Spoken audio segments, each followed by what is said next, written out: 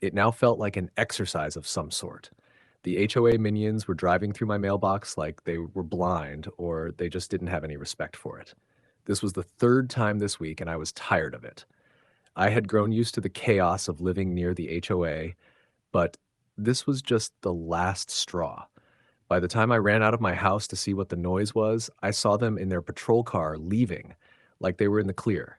They had just run through my mailbox and driven away like nothing had happened, like it was just another errant part of their routine. That was it. I had already filed complaints twice to the HOA board, and there was no reply, no improvement. But there I was again, filing another one. I was done playing nice. I was tired of waiting for the proper channels to do anything. I filed the complaint to the HOA board, hoping to get their attention.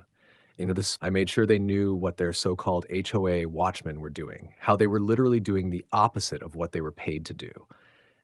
It was like I was the only one who gave a damn. As I constructed the letter, I knew the HOA was probably not going to do anything, but I wanted to follow due process before I dealt with the matter my own way. I'd been patient long enough, but my mailbox, my little slice of property, wasn't just going to be a casualty of their mismanagement. I had to take a stand, and I was preparing myself for the chaos that was about to unfold. It wasn't just a mailbox. It was the last straw, the last bit of respect I could cling to. I was about to make them regret ignoring me. Welcome to Prodigy Tales. Make sure you like and subscribe for your top-notch HOA drama.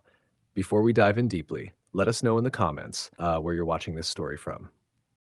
Just as expected, it had been 3 days and not a single reply came from the board. Not even a lousy, "we'll look into it." Nothing. Radio silence. Meanwhile, the smashing of my mailbox didn't stop either. In fact, it was almost like they doubled down just to spite me. Every time I heard that familiar crunch, I felt my blood boil hotter. I couldn't help but wonder why my mailbox had become the chosen target of all mailboxes. Was it because I was seen as the most vulnerable, the easiest to bully, or maybe they just thought I wouldn't fight back? Well, that didn't matter anymore. What mattered was that I was done being the quiet guy they thought they could push around. So I decided to do one last thing before I set my own plan in motion. Instead of just sending another letter, I went to the source, our HOA president. Now, let me tell you something. This woman was someone I normally couldn't stand the sight of. Every encounter with her was like a bad sitcom rerun. Smug looks, sharp words, and that ever-present aura of superiority she wore like expensive perfume. Let's just say we weren't exactly best friends. So instead of seeing her in person, I'd usually just write to the board, keep things civil. But things had spiraled way too far, and I knew I had to break the cycle.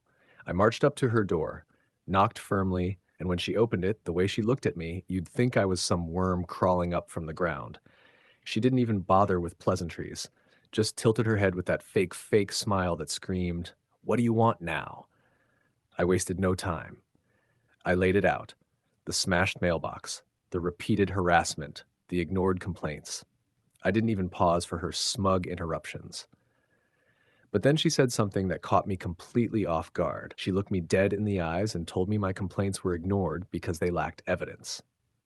Evidence. As if I was making all of this up for fun. And then she had the audacity to say that I could be fined for throwing such an accusation on the HOA patrol. That was it. That was the breaking point. I wasn't just brushed off, I was mocked to my face. It was crystal clear. They didn't care, and they were never going to care. If anything, they were protecting their own. At that moment, as I stood on her doorstep, I knew the game had changed. They thought they had won by dismissing me, but what they really did was unlock the part of me that wasn't going to play fair anymore. What I did next was pure simplicity wrapped in genius. No overthinking, no waiting on useless board meetings, no more polite letters tossed into their trash bin. I went straight for the jugular. My old, battered wooden mailbox had taken more hits than a punching bag, so I ripped it out of the ground with one clean pull. The sight of it lying there, splintered and useless, made me grin. Then came the fun part, its replacement. This wasn't just a mailbox, it was my declaration of war. I built it out of steel.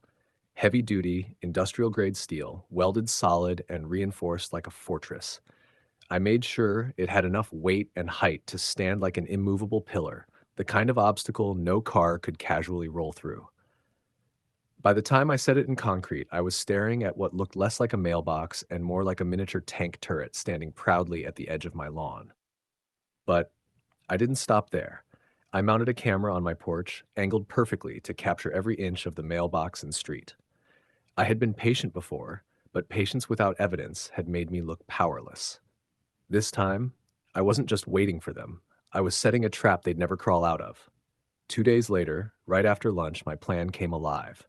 The sound shattered the calm afternoon, a deafening crash, followed by the shrill blare of a car alarm. I stepped out of my house slowly, like a gunslinger walking into a duel, and there it was. The HOA patrol car sat skewed on the curb, its front bumper mangled like tin foil, airbags puffed out like marshmallows. My steel mailbox stood untouched, gleaming in the sunlight like a champion that had won its first fight. One of the patrol guys scrambled out, red-faced and cursing, pointing at me like I had committed the crime. I smirked and delivered the line I had been saving for months.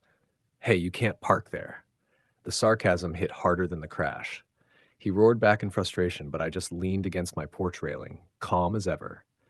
Tow trucks came, neighbors gathered, whispers spread. The camera had caught it all, and I didn't even need to lift a finger. My trap worked flawlessly. The wreck hadn't even cooled before word spread like wildfire. Neighbors whispered, blinds tilted, and phones buzzed with gossip. I didn't have to wait long. Karen, queen of the HOA and self-appointed dictator of the block, came storming toward my house like a general ready for war. Her heels hammered the pavement, his cream blazer spotless, magenta skirt slicing through the air with every furious stride. She didn't bother with courtesy. She screamed before she even reached the porch. "You'll pay for this," she shrieked, voice sharp enough to make a crow scatter from the power line. "Do you know how much money it will cost to fix that car?" I didn't budge. I leaned against the railing, arms crossed, and let her fury bounce off me. "Maybe you should have thought about that before ignoring 3 separate complaints." Her face twisted, jaw tight enough to crack a tooth. "We'll see in court," she hissed, pointing a manicured finger like a dagger. "Can't wait," I replied calmly, almost amused. That one line drained the color from her face. She spun around, muttering curses, storming back down the street as if her fury alone could knock over houses. 2 days later, the subpoena landed on my doorstep. Exactly what I wanted. They thought dragging me to court would scare me, but they didn't realize I had set this trap weeks ago. I called my lawyer, stacked all my evidence, the ignored letters, the smashed mailbox photos, and most importantly, the crystal clear video of their patrol car detonating against my steel fortress. The courtroom was theater. Karen walked in, polished and smug, the board trailing behind her like nervous puppies. That smugness evaporated the second the footage played. Metal crunching, airbags bursting, my sarcastic smirk as I filmed it all. Gasps filled the room. The judge's eyebrows shot up. Every ignored complaint became a nail in the coffin of their case. When the gavel finally struck, it was devastating. The HOA was fined $150,000 plus every cent of my legal fees. Karen sat frozen, pale and hollow. Her empire wasn't just cracked, it was shattered. The end. Please like and subscribe for more HOA showdowns like this. Do you think she got what she deserves? Comment below.